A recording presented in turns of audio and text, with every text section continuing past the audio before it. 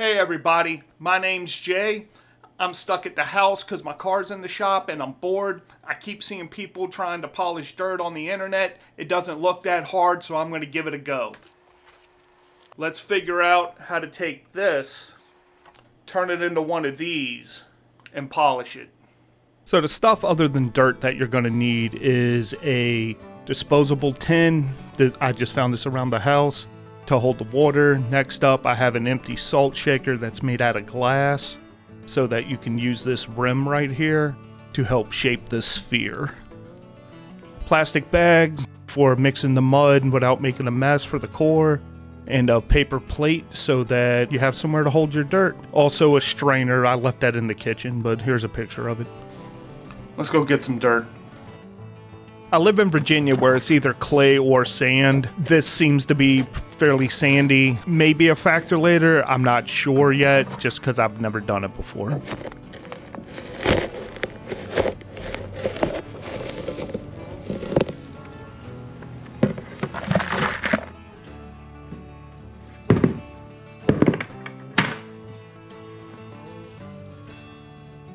So I'm sifting all the dirt to get all the grass, rocks, roots, and everything out of it.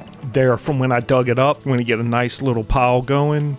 I'm not exactly sure how much because I didn't measure it because I'm just making this up as I go along. Once you get a pile going, you should have some fine-grained sand. It should look about like this. We move our dirt to a plate, and I got a glass of water and our bag. Now it's time to make the mud core. Here I'm just trying to pour some dirt in the bag without making a mess everywhere. I'm also leaving some of the dirt on the plate because we're going to need it for the second step that we'll get to here in a minute. Here I'm just pouring some water in for what I think is enough to make the mud ball, but as I mix it I can see it's a little bit too dry, so then I add too much water and then end up having to add more dirt to try to even it out.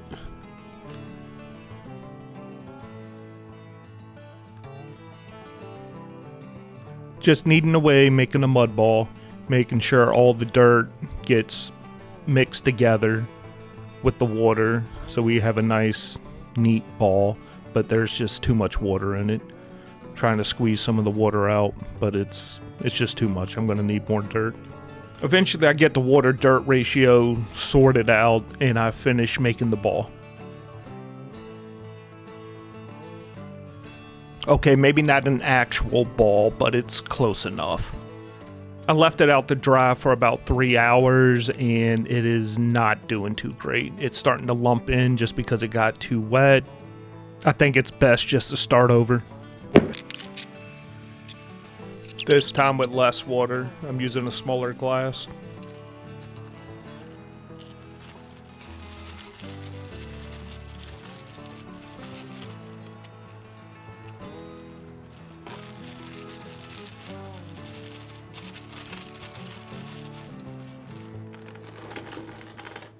Left them out to dry for a couple more hours, and now I'm using a shot glass lubricated with some of the water to make this mud potato into a more of a ball shape so that we can work with it later. The trick to this is you want to go very slow and slowly start to sculpt, and then you want to take dirt and put it on top and then kind of just rub it in to fill in all the gaps and cracks. I ended up doing the second one too because I'm a bit clumsy, so the likelihood of me breaking one of these is fairly high.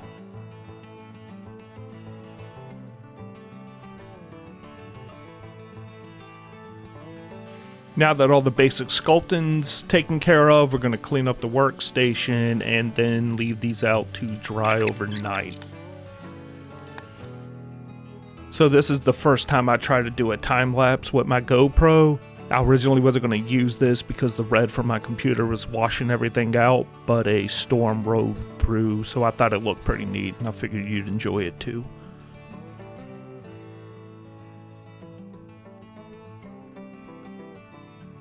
So with the next day, this is what they look like. As you can see, they're still very rough, which brings us to our next step. What you want to do is you want to even out the surface. You can wet your glass and slowly start to rub over it to try to smooth out those peaks and valleys, but you can also get the ball wet and sprinkle some of the dirt onto it and rub it in with your hand to help fill in some of those cavities as well.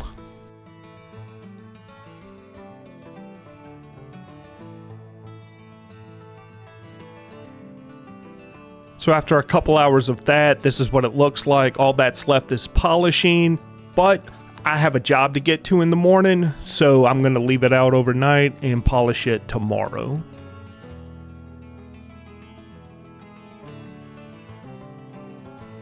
Alright, let's start by cleaning up the workstation because I stayed up way too late last night doing this. And after we get this cleaned up, we're going to get to polishing.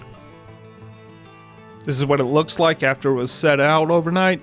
And I'm going to use a microfiber cloth that I have from a car washing kit in the garage to polish this. So here's where I started to run into a real issue.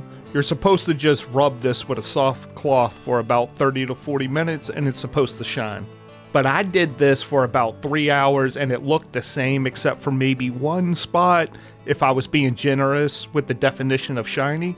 So I took to Google to figure out what was going on with it. And what I think is going on is that the dirt is too coarse to actually make a shine. And I needed finer dirt. And I was told to use a coffee grinder. I don't even drink coffee, so I had to run up to the store. I was going to film that, but filming yourself shopping is just weird, so I skipped it.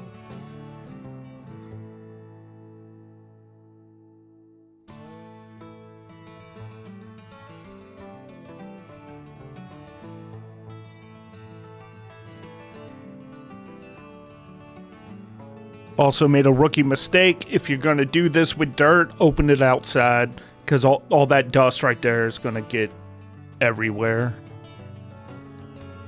After I got over my coffin fit outside, this dirt is a lot finer. It's about the consistency of chalk dust. Now I need to repeat the last step of smoothing with this dirt, and we'll see how it does. Here I'm just dipping it in the water tray that's just off screen. Then coating it in the new version of the dirt and rubbing it in with my palms and knocking the high spots off with the shot glass.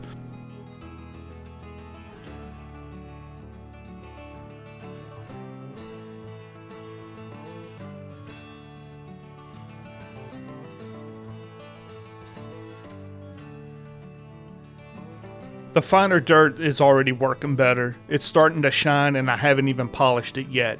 I grabbed the cloth and polished for about 30 minutes.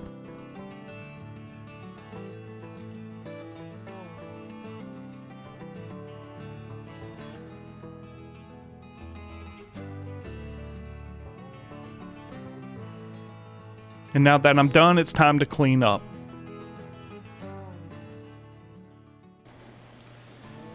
Here it is. It's my first Dorodango. Is it perfect? No. No, it's not, but nothing in life's perfect. Sometimes you just have to settle for good enough, and that's good with me. Thanks for following along. I'll see you in the next one.